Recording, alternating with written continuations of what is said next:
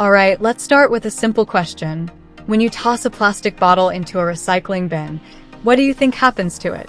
If your answer is something like, it gets cleaned, melted down, and made into a new bottle or maybe a park bench, well, you're not completely wrong. But here's the kicker. Most of the time, that bottle doesn't actually get recycled into anything useful. In fact, globally, less than 10% of plastics are made from recycled materials. That's it. Single digits. It sounds wild, right? Especially when we've all been taught for decades to reduce, reuse, recycle, like it's a magic solution. So today, let's unpack why that number is so shockingly low, what's standing in the way of real progress, and what we can actually do about it. So first, let's talk about those little triangles on the bottom of plastic containers. You know the ones. They look super eco-friendly, almost like a promise. But surprise, they don't actually mean the plastic is recyclable in practice. The reality is there are 7 different types of plastics, and only a couple of them are commonly recycled, mainly PET, number 1, and HDPE, number 2. The rest? Either too complex, too contaminated, or just not economically viable to recycle.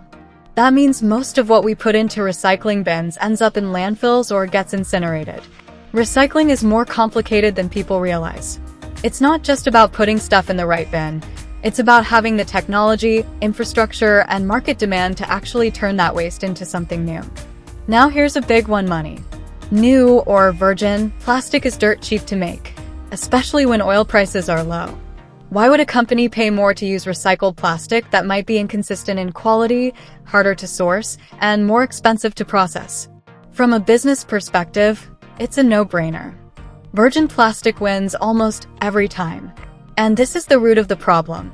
Unless there's a strong economic incentive to use recycled materials, most manufacturers simply won't.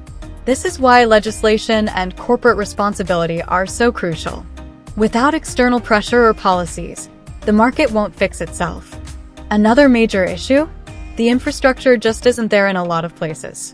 In high-income countries, we think we're doing a good job recycling, but a lot of that waste gets shipped overseas, often to countries without the capacity to process it properly.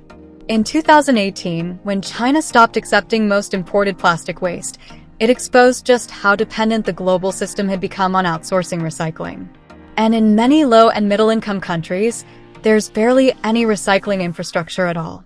Plastic waste piles up, clogs rivers, ends up in oceans, or gets burned, releasing toxic fumes. Even where systems exist, contamination like food residue, labels, or mixing plastic types can ruin entire batches. So instead of recycling, a lot of it ends up as trash. Let's get real here. Plastic companies haven't exactly been racing to fix the problem. For decades, the plastics industry has promoted recycling not because it was effective, but because it appeared responsible. It was a way to shift the burden onto consumers. You just need to recycle more. But the truth is, they kept pumping out more virgin plastic, knowing full well that most of it wouldn't be recycled. And now, with plastic production projected to triple by 2060, we're facing a full-blown crisis if we don't change course. Only 9.5% of plastic materials produced globally in 2022 were manufactured from recycled materials. The findings, reported in Communications Earth and Environment, are part of a comprehensive analysis of the global plastic sector, which also reveals a large increase in the amount of plastic being disposed of by incineration and substantial regional differences in plastic consumption. Plastic production has increased from 2 million tons per year in 1950 to 400 million tons per year in 2022, and is projected to reach 800 million tons per year by 2050. As a result, plastic pollution is a pressing and growing global issue, posing major challenges for the environment, economy, and public health. However, there is currently little comprehensive analysis of the contemporary global plastic sector. Of the 400 million tons of plastic produced over the year, just under 38 million tons, 9.5%, were produced from recycled plastic. Some 98% of the remaining 362 million tons were produced from fossil fuels, predominantly coal and oil. Around 268 million tons of plastic was disposed of over the year, with only 27.9% sent for sorting and potential recycling, 36.2% was instead sent directly to landfill, and 22.2% was sent directly to incineration. Additionally, only half of the sorted plastic was actually recycled, with 41% of the sorted plastic instead incinerated and 8.4% sent to landfill.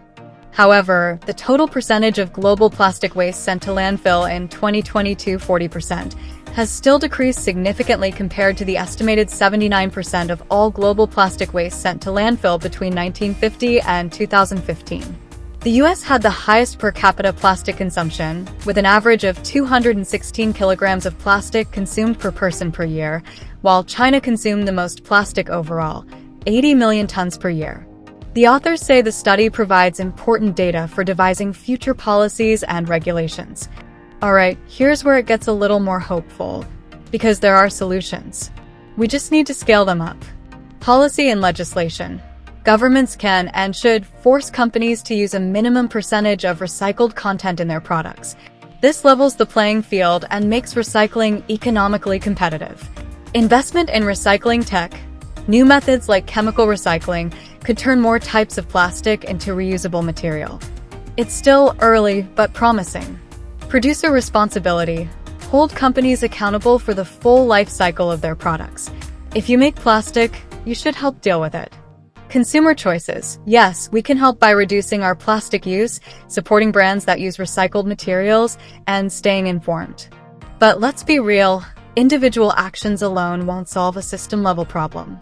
So, to bring it all home, the fact that less than 10% of global plastics come from recycled materials isn't just a statistic, it's a wake-up call. It means the system is broken. It means we've been sold a feel-good solution that doesn't work the way we hoped. And it means we need a serious shift, not just in behavior, but in policy, infrastructure, and corporate responsibility. But here's the thing, once you see the cracks, you can start fixing them. So let's not give up on recycling, but let's stop pretending it's a silver bullet. The future depends on building a better, smarter, more circular system. And hey, maybe that next bottle you toss in the bin will come back around, as long as we all keep pushing for a system where that's actually possible.